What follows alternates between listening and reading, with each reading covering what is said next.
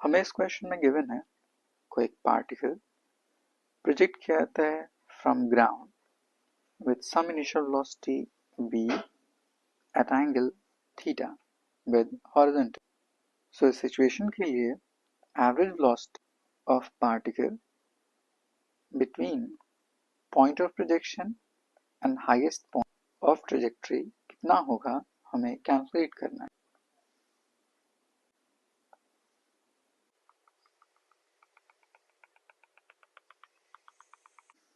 Let's say ये x axis को एक particle projected from origin with some initial velocity v at angle theta. So point of projection O, highest point let's say A, इन दोनों point के लिए average velocity of particle कितना होगा हमें calculate करना है. सिंस इस एंटायर प्रोजेक्टाइल मोशन में एक्सेलरेशन कांस्टेंट होता है which is equals to g. So इसके लिए एक रिलेशन होता है for constant acceleration average velocity arithmetic mean of velocities के इक्वल होता है. If acceleration is constant, then average velocity is equals to initial velocity plus final velocity divided by 2 इसके equal होता है. So using this concept, at point O इस velocity v उसके दो component, एक along x axis तो ये हो जाएगा v times cos theta, एक along y axis v times sin theta. Highest point पे वर्टिकल कंपोनेंट की वेलोसिटी 0 होती है तो सिर्फ वहां पे horizontal component, and since acceleration along x axis 0 होता है तो horizontal component of velocity will remain same v times cos theta. So इस सिचुएशन में initial velocity vi is equals to v times cos theta along i cap, v times sin theta along j cap, and final velocity at highest point A, horizontal velocity v times cos theta I cap and vertical velocity 0. अब इन दोनों values को ऊपर वाले equation में put कर देते हैं. Therefore, average velocity in vector term equals to initial velocity v cos theta I cap, v sin theta j cap, final velocity v cos theta I cap divided by 2. ये v cos theta I cap के along, ये भी v cos theta I cap के along दोनों add हो जाएगा तो हो जाएगा 2 times v cos theta along I cap plus v times sin theta along j cap whole divided by 2. अब इसका मैग्नीट्यूड कैलकुलेट करना है. सो v एवरेज मॉड, यहाँ पे दो component i cap j cap, so उसके लिए magnitude under root i component का स्क्वायर एंड j कंपोनेंट का square, so root under x component 2v cos theta उसका square plus y component v sin theta उसका square divide by 2 उसका square 4. अब इसको simplify कर लेते हैं. So v average mod equals to root under 2v cos theta उसका square 4v square cos square theta plus v sin theta उसका square v square sin square theta whole divide by 4 उसका root 2. दोनों से v square common root के बाहर तो हो जाएगा v by 2 under root first part में 4v स्क्वायर उसको हम ब्रेक करके 3 प्लस 1 लिख सकते हैं. 3 cos square theta plus 1 cos square theta plus second part में sin square theta.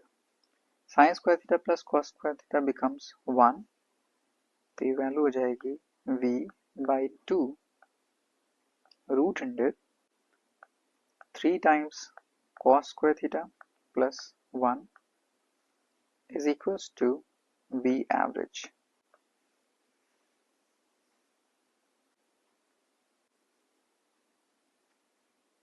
So option 3 is correct. इस सिचुएशन को सॉल्व करने का एक alternative method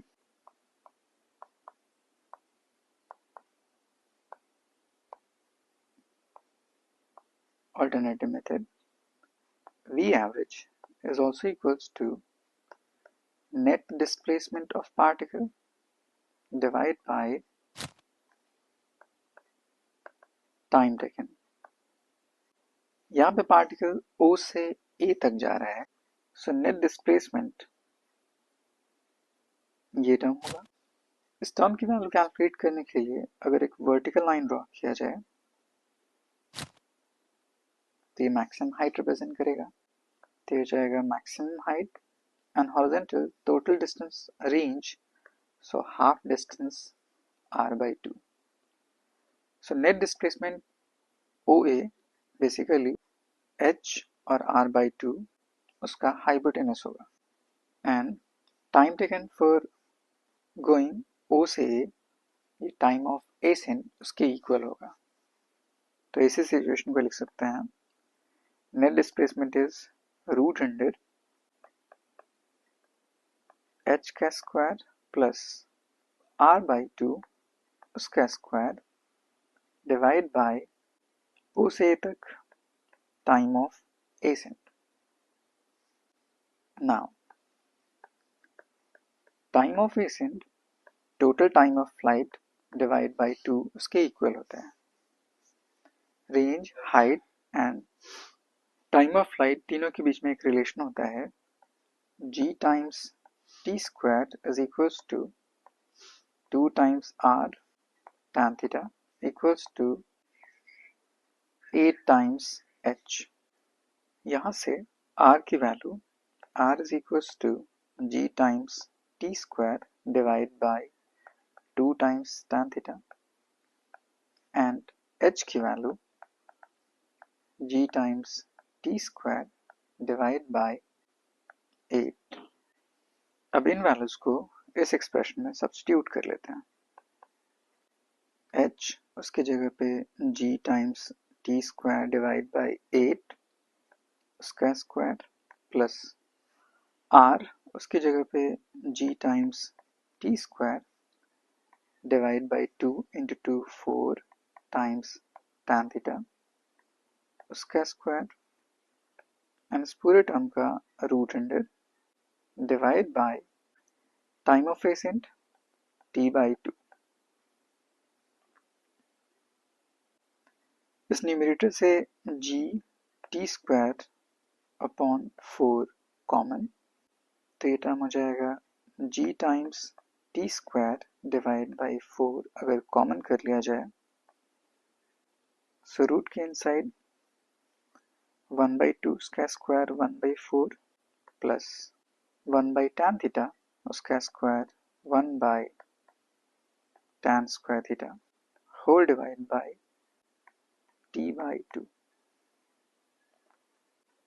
t and t cancel out, 2 से 4 कैंसिल आउट, तो वैल्यू हो जाएगी g times t divide by 2 root under, यहाँ पे एलसीएम तो हो जाएगा tan square theta plus 4 divide by 4 times tan square theta.